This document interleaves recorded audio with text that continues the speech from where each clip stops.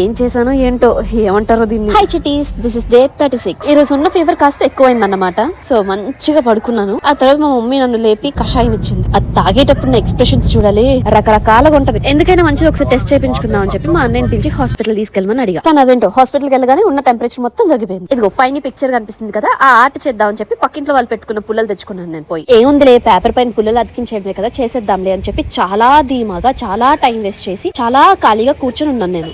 అంటే రెస్ట్ తీసుకుంటున్నాను అనుకోవచ్చు. మనం లాస్ట్ టైం తీసుకున్న వాక్యూమ్ క్లీనర్ డాడీ మధ్యలో యూజ్ చేస్తున్నారు. సో మళ్ళీ ఒకసారి మీకు చూపిద్దాం చెప్పి రికార్డ్ చేశాను. ఒక్క సోఫా క్లీన్ చేసినందుకు ఇదిగో ఆల్రెడీ ఆ కింద ఉన్న డస్ట్ అండ్ ఈ ఫిల్టర్ నుండి వస్తున్న డస్ట్ ఇదంతా సోఫా పై నుండి వచ్చింది. ఆ తర్వాత కొరియన్ వాళ్ళది బుల్లెట్ ట్రైన్ మూవీ ఏదో చూస్తూ డిన్నర్ కంప్లీట్ చేశాను. ఇంకప్పుడు నేను ఆర్ట్ పట్టుకున్నాను అనమాట. అప్పటికే టైం వచ్చేసి 9:30. సో ఇంక నేను ఫస్ట్ రిఫరెన్స్ కోసం న్యూస్ పేపర్ కట్ చేశాను షేప్ లో.